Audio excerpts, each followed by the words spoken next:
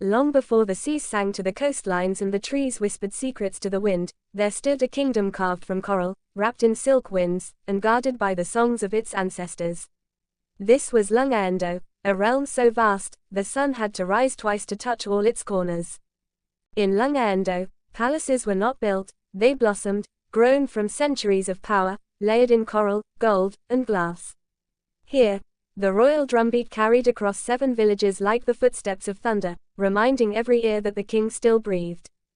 But the soul of this tale was not born within those coral walls. It began in the storm-swept village of Kitma, where lightning drew scars across the sky the night a girl was born, a child delivered into life with her mother's last breath. She shall be called Mwera, the midwife whispered, swaddling the child as the rain washed the blood from the floor. Born of sorrow, yet she will sing like joy. Her father, Matinda, a potter with cracked hands and eyes that had seen too much war, held his newborn and wept. In the quiet of that hut, he vowed to raise her not with riches, for they had none, but with songs that outlast silence and stories baked into every clay pot he molded. By day, Mwera learned to knead clay, stack firewood, and carry water on her small head without spilling a drop. By night, her father sang to her, ancient melodies that traveled through cracks in the wall, into her bones, into her dreams. By the time she turned 15, Mwera's hands could shape an entire pot in the time it took others to grind half a bowl of millet. Her voice, it remained hidden, humming only to orphaned goats and broken pots drying under the sun. Then, fate came wearing leather sandals and bearing a scroll. A royal messenger arrived in Kitama, his eyes scanning the village like a hawk seeking prey. He saw Mwera pounding millet faster than any girl he'd ever seen, rhythm in her arms, wind in her movement. He returned to the palace with whispers. That evening, the queen mother reclined under canopies of gold-threaded linen and sipped honeyed water as the messenger bowed low. She is strong, silent, and swift, he said. A girl of sorrow, but made of song. The queen mother sipped thoughtfully, then waved a bejeweled hand. Bring her. The kitchens need hands that don't talk. And just like that, Mwera's name entered the palace registry, not as guest, but as property. The palace was a world painted in perfection but powered by ghosts. Marble floors gleamed like moonlight on water, yet never reflected the faces of those who cleaned them. Servants moved like wind, heard, never seen. Rules ruled, smiles were masks, and love, only allowed between power and its reflection. Mwera wore the same brown wrapper for 5 years, its color once vibrant, now faded by heat, smoke, and salt from tears that never dared to fall where royalty might see. She cooked royal feasts with ingredients she had never tasted, swept floors her feet were not allowed to walk barefoot upon, and served tea to lords who didn't know her name, or care to. But Mwera carried a secret, folded deep within her ribs like an old love letter. She could sing, not the decorative songs of palace musicians who bowed before nobles for coins and claps. Mwera's voice was an ancient thread, weaving sorrow, memory, and healing into melodies that no instrument could hold. She sang only when the palace slept.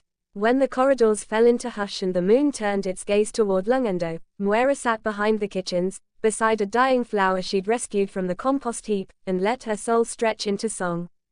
Each note was a conversation, with her mother, the wind, the forgotten gods of broken women. She did not know that on one such night, the young Prince Rongai walked the halls with a heart that had grown heavy with duty and dreams that disturbed his sleep. He followed the sound, a voice like rain on dry leaves, and found Mwera, barefoot and beautiful in her stillness, singing to the flower. He said nothing. He returned the next night. And again. For 7 full moons, he watched her from shadows, his royal heart unraveling thread by thread.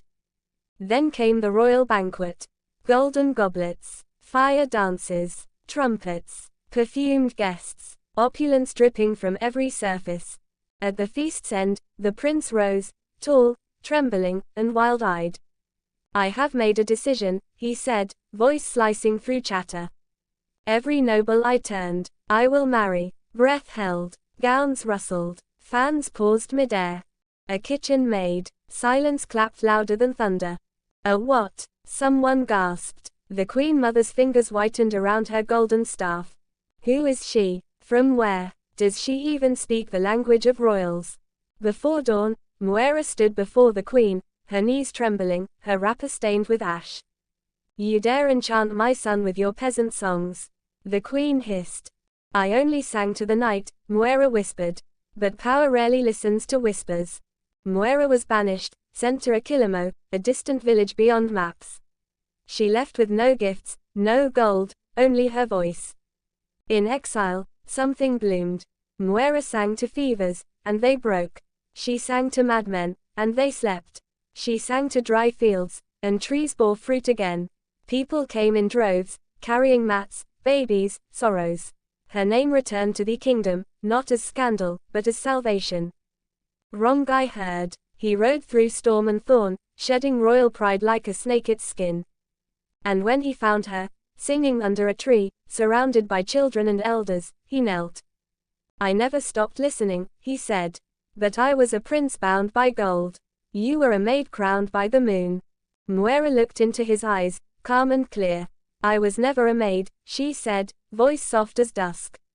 I was a woman waiting to be seen. They returned together, but this time, Moira walked through the palace gates not in brown rags, but in woven ankara stitched with her story. She wore earrings shaped like clay pots. Her songs now played in every corridor.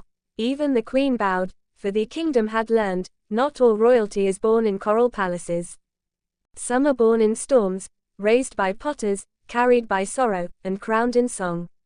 And on certain quiet nights, when the stars lean close and the wind hushes the trees, you can still hear her.